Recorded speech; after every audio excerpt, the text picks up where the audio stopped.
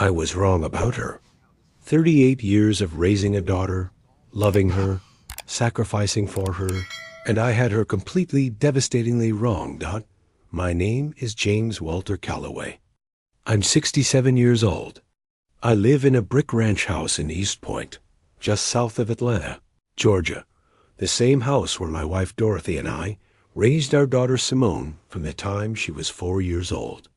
The same house where Dorothy planted roses every spring.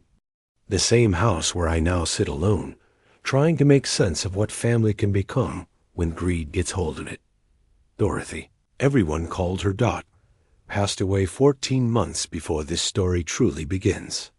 Ovarian cancer, the kind that moves fast and takes everything with it. She fought for 6 months, and I watched every single day of that fight. I watched the woman who had laughed the loudest in every room slowly go quiet. I watched her hands that had graded thousands of papers, braided Simone's hair, held mine through 40 years of marriage, go thin and pale and still Dot. Dorothy had been an elementary school teacher for 32 years in the Atlanta public school system. She poured herself into those children the way only a black woman who truly understands legacy can. Every single one of her students was treated like they mattered, because to Dorothy, they did. She didn't just teach them to read. She taught them to believe they were worth something. That kind of woman, that kind of force, does not leave a small hole when she goes. She leaves a canyon. Dot. We had met at Morehouse College's sister institution in 1983. I was studying civil engineering. She was studying education. I thought she was the most certain person I'd ever encountered, certain about what she believed, certain about what she wanted, and certain that the world owed marginalized communities something better than what they'd been given. I loved her from the third conversation. I married her 2 years later and counted myself the luckiest man in Georgia. I worked 31 years as a civil engineer for the city of Atlanta. It was steady work, honest work, the kind of career that doesn't make headlines, but builds the infrastructure that lets a city function. Dorothy's salary was modest, but together we built something solid. We saved carefully. We invested conservatively. We dreamed the kind of dreams that working people allow themselves, not extravagant, but real. We wanted to drive the entire coast of the Gulf of Mexico one summer. We talked about buying a little place near Savannah for the winters, somewhere with Spanish moss and slow mornings. We dreamed about being the grandparents who kept a big yard and a bigger table where grandchildren came to feel safe and loved and fed. Cancer stole every single one of those dreams. The medical bills were an ambush. Even with our health coverage, the experimental treatments Dorothy needed weren't covered. We drained our retirement savings trying to buy her more time, and I don't regret a single dollar. What I regret is that none of it was enough. In her final months, when we both knew the end was coming, Dorothy made me promise something. We were sitting in the hospital bed together. I'd crawled in beside her because she was cold, and she said she slept better when I was there. "James," she said, her voice barely above a whisper, "don't you dare shut yourself down when I'm gone. You hear me? Don't you turn into a man who just waits to die. And make sure Simone knows how much we love her. Make sure she understands that family, real family, is built on showing up for each other." I promised. I kissed her forehead, and I meant every word. What I didn't fully appreciate in that moment was how much Dorothy had already been thinking about what would happen to me. Years earlier, back when Simone was still in high school, Dorothy had quietly taken out a $3.6 million life insurance policy. She'd researched it herself, compared plans, and set it up without making a big fuss about it. That was Dorothy. She handled the things that mattered without needing applause for it. The premiums were manageable on our combined income. And the policy was designed to ensure that if anything happened to her, I would be financially secure in my old age. It was her final gift to me. Her way of saying, I'll still be taking care of you. Even when I can't be there. After Dorothy died, I came undone. I'm not embarrassed to say that. I stopped cooking real meals. I stopped going to the community center where we used to do Saturday morning line dancing. I wandered our house like something unmoored, picking up her things, opening her closet just to smell her perfume, falling asleep in her reading chair because our bed felt like a punishment. Simone lived in Buckhead, maybe 25 minutes away. She worked as a marketing manager for a downtown tech startup, or at least that's what she told me. She was 38, divorced, no children, fiercely self-reliant in a way that had always made me proud. After Dorothy died, Simone came around more. She brought food. She sat with me while I cried without trying to fix it. She helped me sort through Dorothy's belongings when I finally found the strength to pack some of them away. I thought she was being a good daughter. I thought grief had pulled us closer. I thought I was seeing the woman Dorothy and I had raised, strong, empathetic, rooted in something bigger than herself, was looking at a performance. She was circling me the way grief vultures do, patient, attentive, waiting for the exact right moment to move in.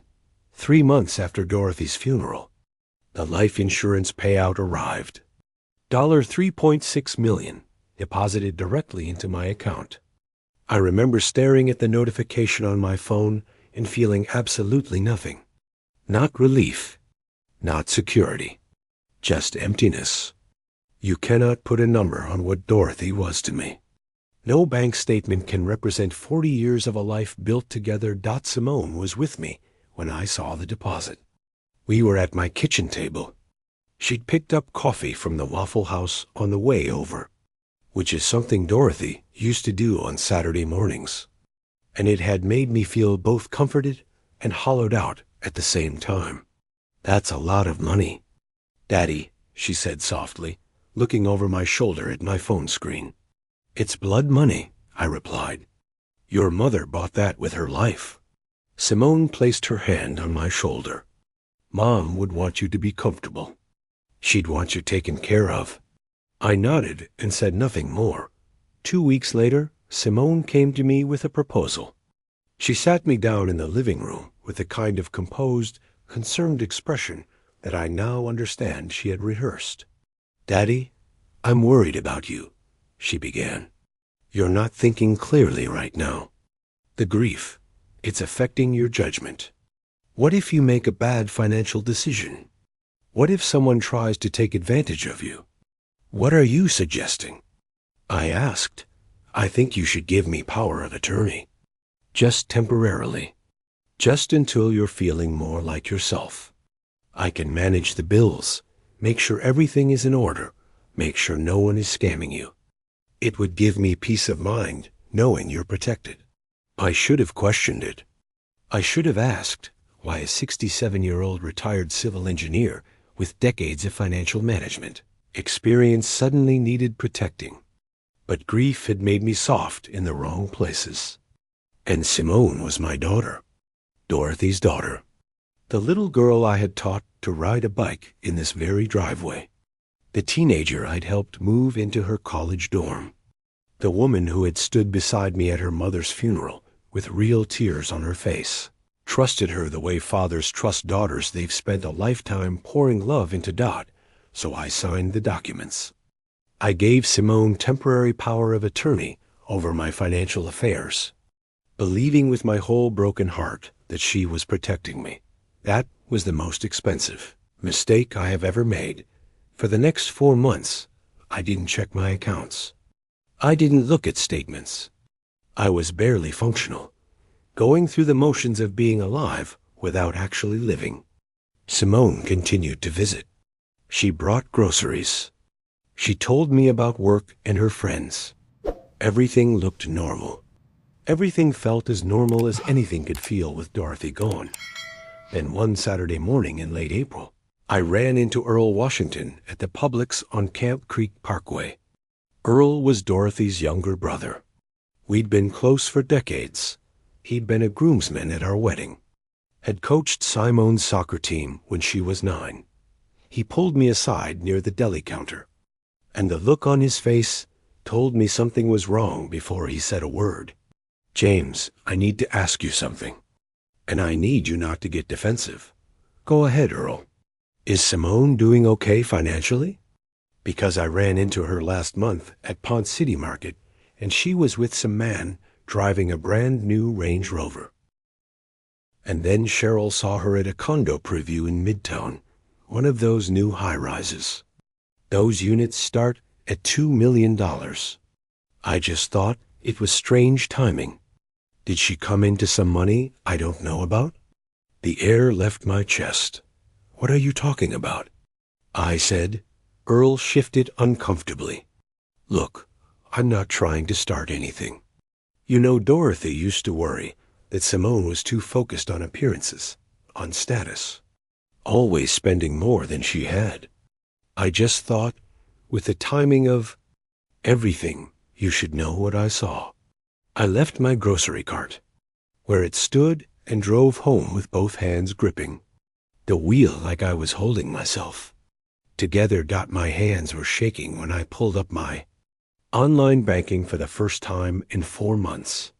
The balance on my main account read $287,340. Over $3 million was gone.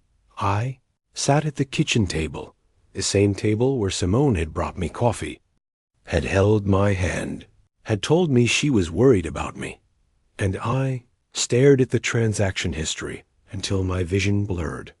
The truth revealed itself line by line. $150,000 transferred here, $200,000 there. Smaller amounts in between $30,000, $45,000, $60,000 pulled out steadily over 4 months. Each transaction authorized with my power of attorney, signed electronically by Simone on my behalf, that I tracked where the money went. Some transfers went directly to her personal account. Others went to a luxury car dealership, a real estate agent in Midtown, designer boutiques, a resort in Turks and Caicos, a high-end furniture company, restaurants where the dinner for 2 costs. What most families spend on groceries in a month. My daughter had systematically stolen her mother's life insurance payout. I don't remember much about the rest of that afternoon. I know I made it to the bathroom before I was sick. I know I ended up sitting on the floor of Dorothy's closet, surrounded by her clothes, with my face in her old cardigan, sobbing in a way I hadn't sobbed since the hospital. I know I looked at our wedding photo on the mantel, Dorothy in her gown, laughing at something I'd whispered, and felt something inside me fracture beyond what I thought could still break.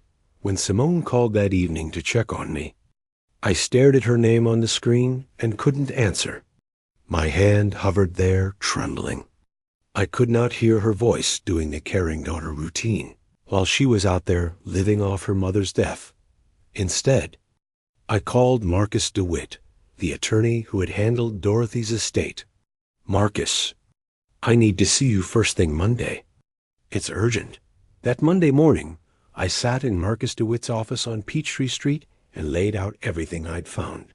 Marcus was old Atlanta, 3rd-generation attorney, the kind of man who'd seen enough to stay calm when others panicked.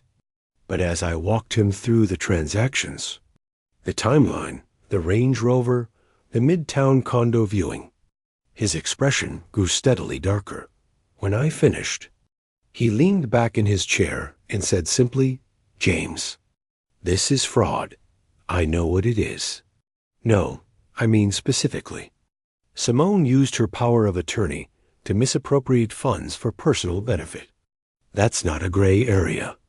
That's a criminal offense. We're not talking about a civil dispute. We're talking about potential prison time." "I don't care about prison time," I said, and I meant it. "I want my money back. I want her to face what she did. Dorothy trusted her. I trusted her. She stole from her own dead mother." Marcus nodded, slowly. "We'll move quickly. First, we revoke the power of attorney immediately. Then we file for an emergency injunction to freeze all her assets. After that, we gather evidence for both civil and criminal proceedings. How long will this take? The injunction. I can have it filed by tomorrow. The full legal process? Months, maybe longer. But James, he paused, looking at me carefully. I need to ask you something difficult. Are you prepared to go through with this completely? Simone is your daughter. This will destroy what's left of your relationship with her. I thought about Dorothy. I thought about the promise I'd made her to take care of myself, to make sure Simone understood what family really meant. But I also thought about what Dorothy would say if she were sitting in that chair right now, watching her daughter cash in on her death. She destroyed our relationship when she chose to steal from me, I said. Proceed. Marcus moved with the precision of a man who had been doing this for 30 years. By Tuesday afternoon, we had an emergency court date. By Wednesday morning, we were standing before a judge in Fulton County Superior Court presenting the documentation. Simone hadn't been served yet. The injunction was granted ex parte, issued solely on the strength of our evidence. Within hours, every account Simone held was frozen. The Range Rover she'd leased was seized. The deposit she'd placed on the Midtown condo was blocked. The real confrontation came 3 days later, in Marcus's conference room. Neutral territory, as he'd put it, I arrived early. I hadn't seen Simone since I'd discovered the truth, and I genuinely didn't know what I would do or say when I faced her. There were moments in the days leading up to it where I thought I might not be able to stay in the room.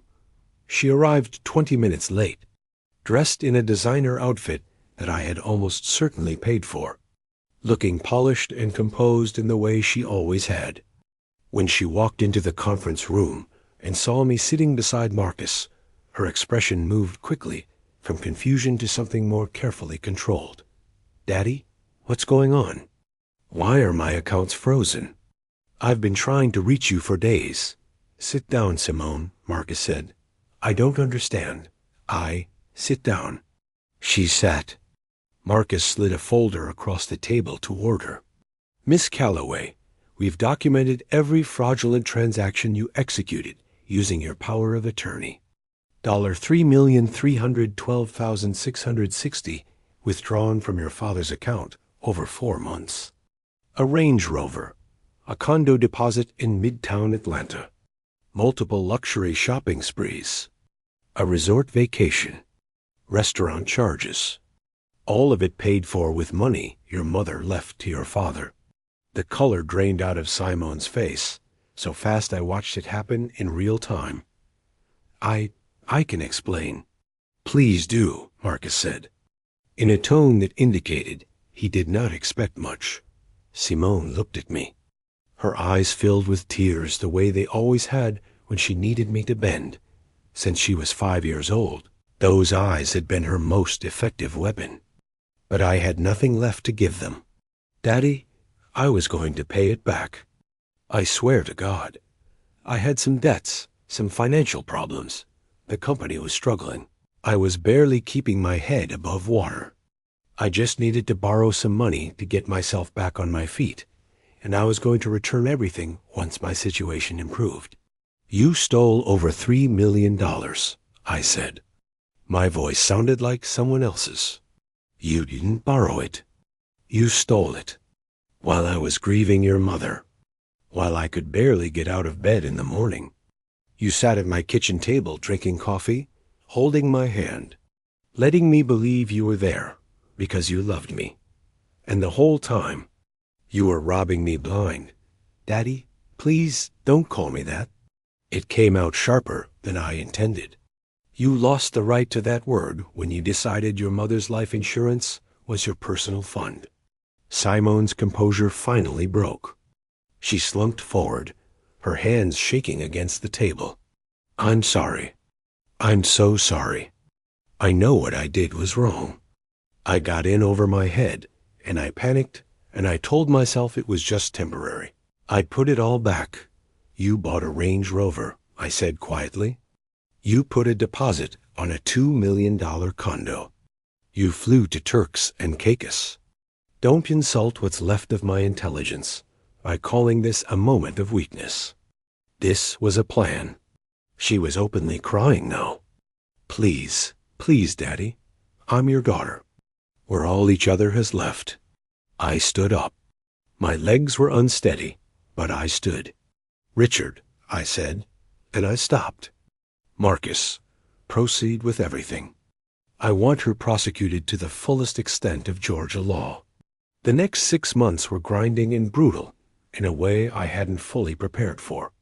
The legal proceedings moved forward steadily. Simone hired her own criminal defense attorney, a sharp, expensive litigator who tried to reframe Simone as a victim of grief-induced instability. The argument was that she'd been emotionally devastated by Dorothy's death, that she'd made impulsive decisions while not in her right mind, that she'd never intended permanent misappropriation. Marcus's team answered with forensic accountants. They traced every single dollar and documented not just the spending, but the pattern, showing that Simone had researched power of attorney law before Dorothy even died, that she had waited until I was at my most shattered before making her move, that her spending had accelerated as the months went on, not slowed. This wasn't grief. This was a strategy. The criminal trial began in October. I sat in that courtroom every single day. What I was not prepared for were the text messages. The prosecution had subpoenaed Simone's phone records. In messages to a friend, she had joked about Dorothy's passing, called it finally getting my inheritance early, made comments about how her mother's death had at least come with a nice compensation package. I sat in that courtroom and felt something inside me go very quiet and very cold. Dorothy had worried about Simone's materialism for years. I had always been the one who defended her daughter. She's just young, Dot. She'll grow into it. She understand what matters. Dorothy had known something I had refused to see. She had been right, and she had been gracious enough not to say so, that the jury deliberated for less than 4 hours, guilty on all counts. At the sentencing hearing, the judge looked at Simone with unconcealed disgust. Miss Calloway, you exploited your father during the most vulnerable period of his life. You systematically stole funds that represented your mother's final act of love and provision for her husband. You showed no genuine remorse until you were apprehended and faced with consequences. This court finds your conduct reprehensible. 4 years in prison. Eligibility for parole after 18 months. Full restitution ordered. All stolen funds plus punitive damages totaling $3.8 million. Simone collapsed in tears when the sentence was read. Her attorney steadied her as the bailiffs moved toward her. Before they reached her, she looked at me across the courtroom. Daddy, please, don't let this be how we end. I said nothing. That night, alone in my house, I sat in Dorothy's reading chair and asked myself if I'd done the right thing. My daughter was going to prison. The family Dorothy and I had built, had sacrificed for, had come apart at a seam I hadn't even known was fraying. But Dorothy's voice was in my head, steady and clear, the same voice that had graded papers and soothed crying children and spoken truth to me when I needed it and didn't want it. Make sure she understands that family is built on showing up for each other. Had Simone understood that? Had she ever truly understood it? And was protecting someone from consequences actually love? Or was it just another way of telling them they didn't have to be accountable? Dorothy had been the moral backbone of our family. She had always been the one who understood, with that particular clarity that women carry when they've spent their lives holding everyone else together, that love without accountability is not love. It's enabling. She had seen something in Simone that I had refused to acknowledge, and she had worried quietly about it for years without making it a battle. She had known. And now I was sitting alone with that knowledge, trying to figure out what to do with it. The first year after Simone went to prison was the strangest year of my life. I had lost Dorothy to cancer. Now I had lost Simone to something I still struggled to name. Greed, yes, but also something hollower than that. A failure of character. It must have been growing for years while I looked away from it. Earl and his wife checked on me regularly. Old friends from the community center pulled me back into social life, slowly, reluctantly on my part, but persistently on theirs. I started volunteering at a grief support group at my church, talking with other men and women who had lost their spouses. And I found that telling the truth about what I was living through, both Dorothy's death and Simone's betrayal, helped other people feel less alone in their own pain. I used the recovered funds to establish the Dorothy Calloway Foundation. Its mission: financial assistance to Atlanta area families navigating cancer-related medical expenses. It felt like the right way to honor Dorothy's memory and to transform Simone's betrayal into something that actually served people rather than just destroying them.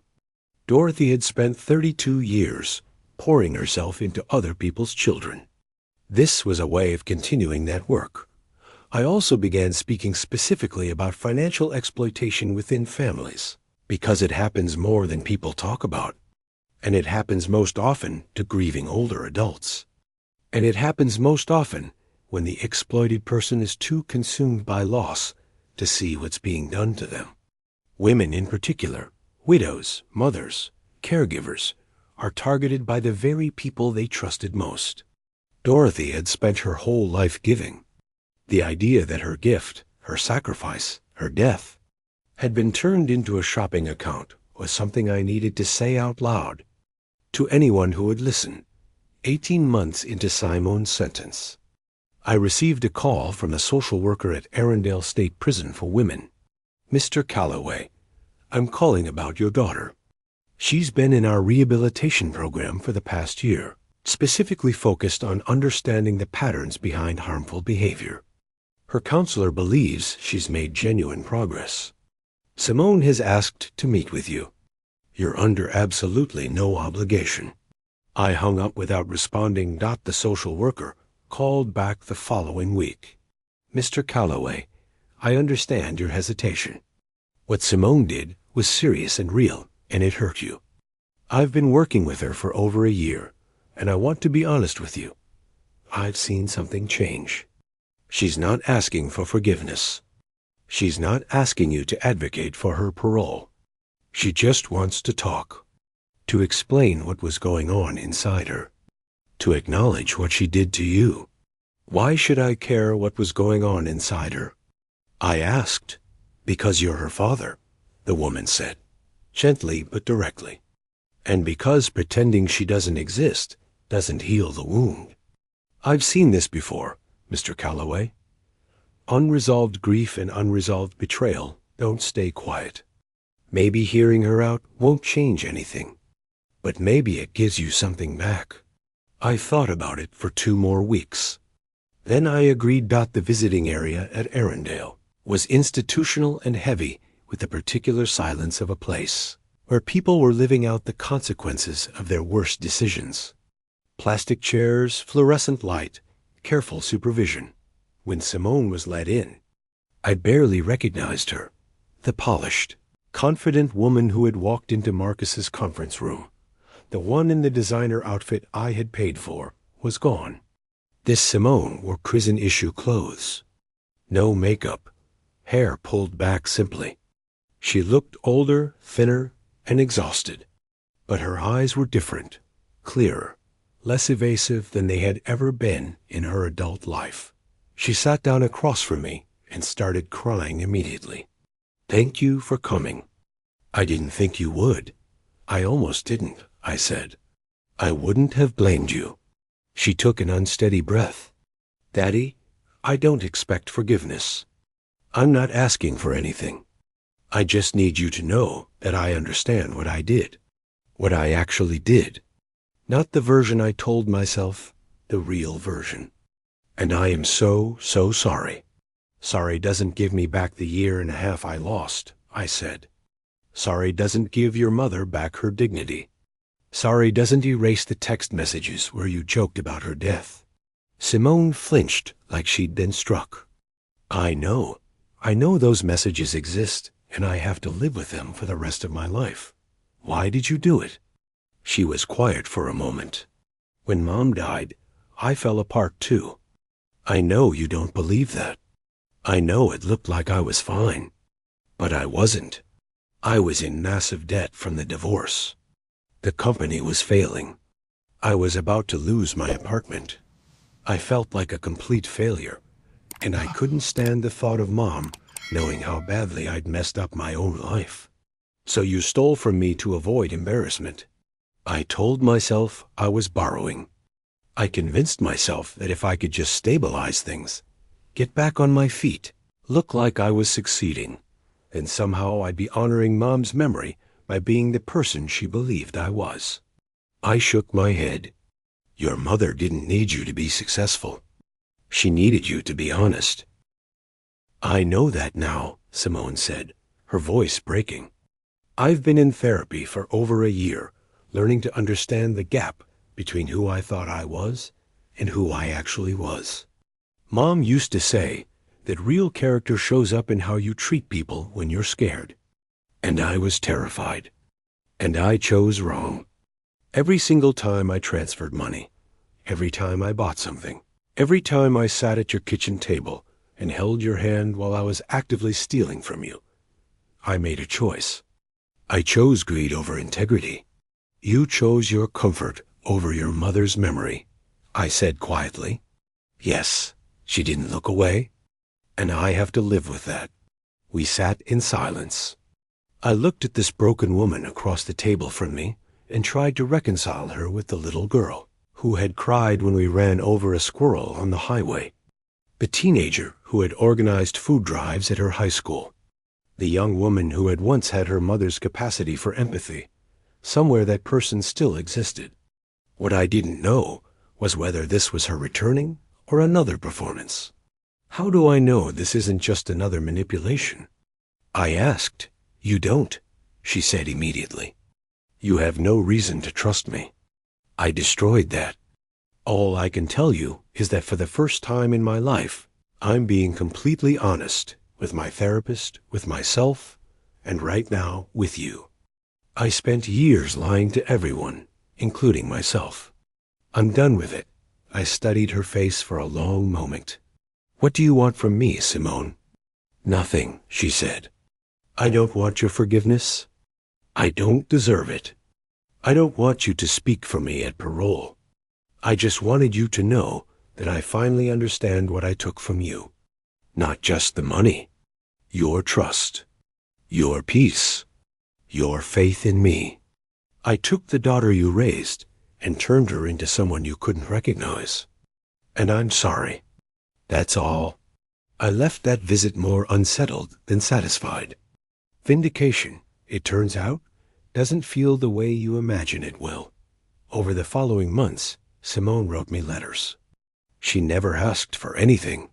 She wrote about her therapy sessions, her reading, the other women in the program.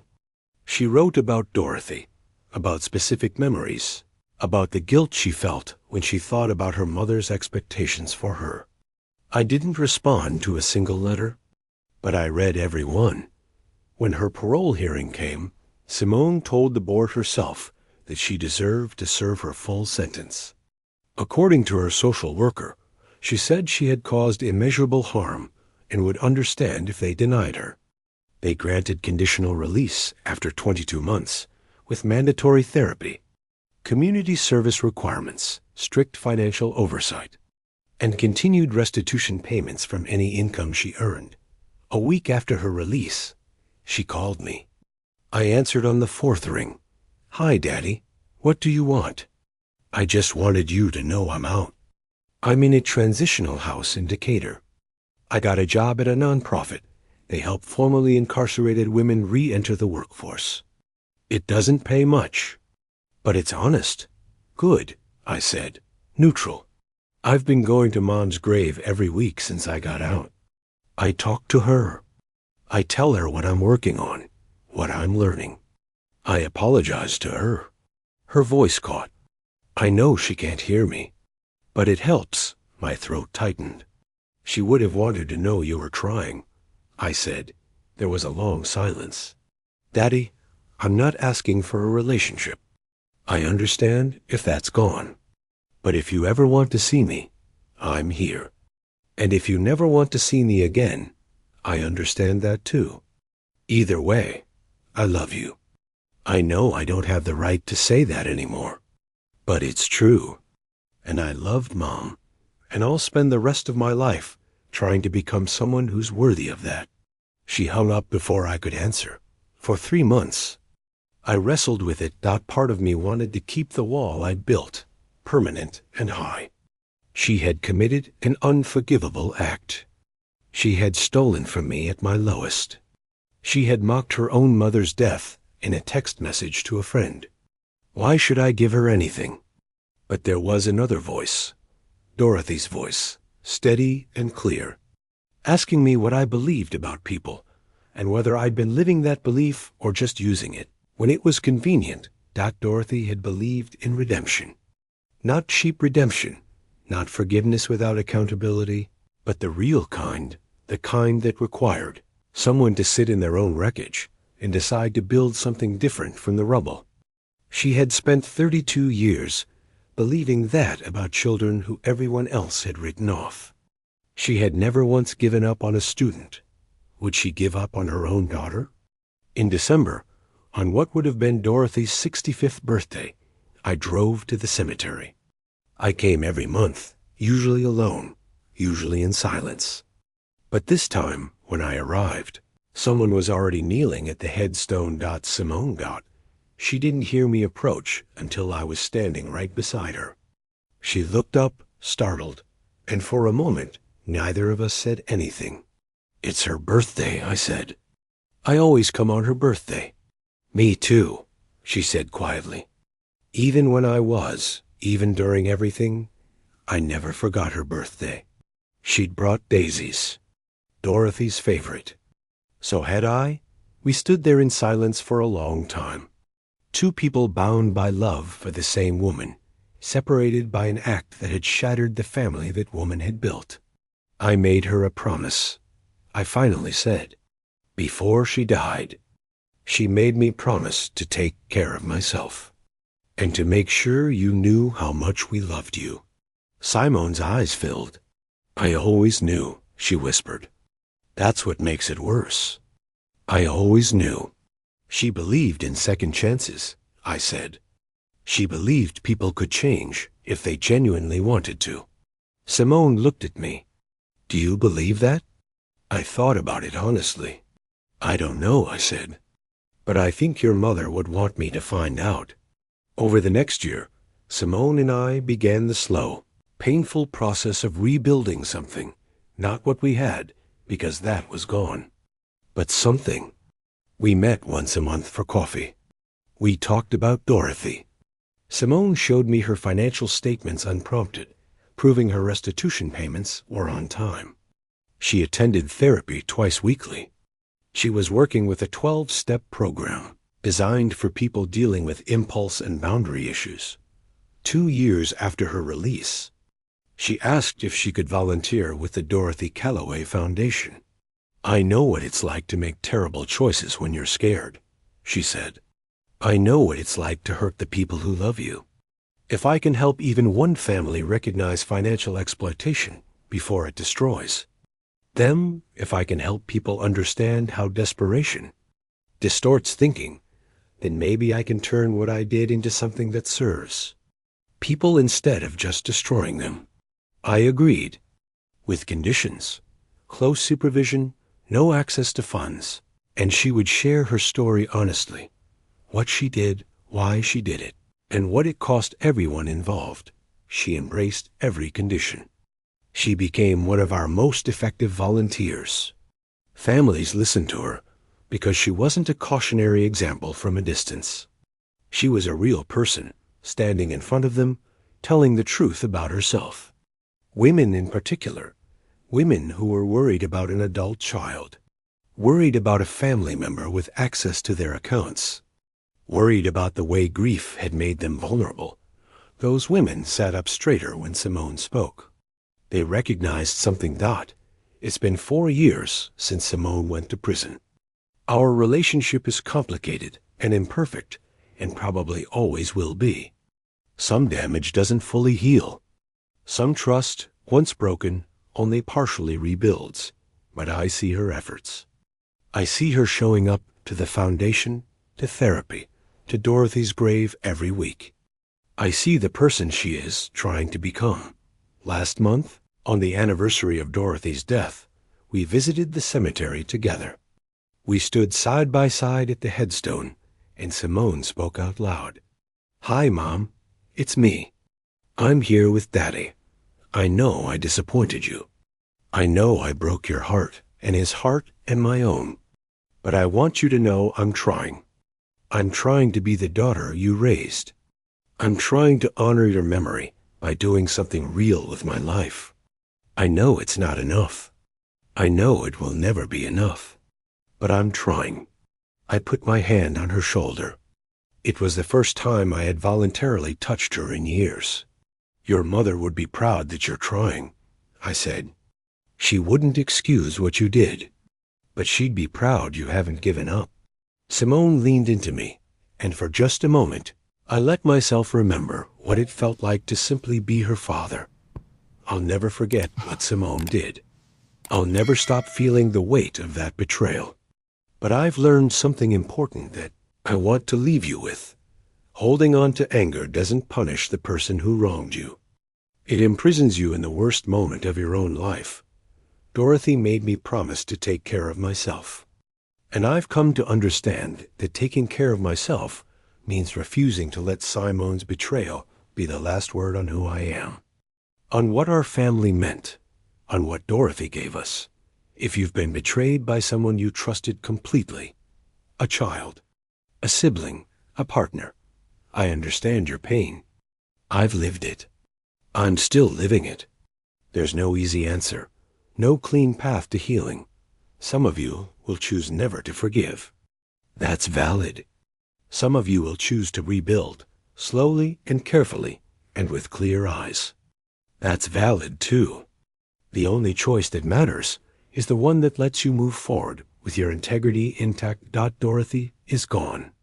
I cannot bring her back. But I can honor the woman she was, the woman who spent 32 years believing in people who hadn't yet believed in themselves, by refusing to be consumed by bitterness. That's my story. That's my truth. Take from it what you need.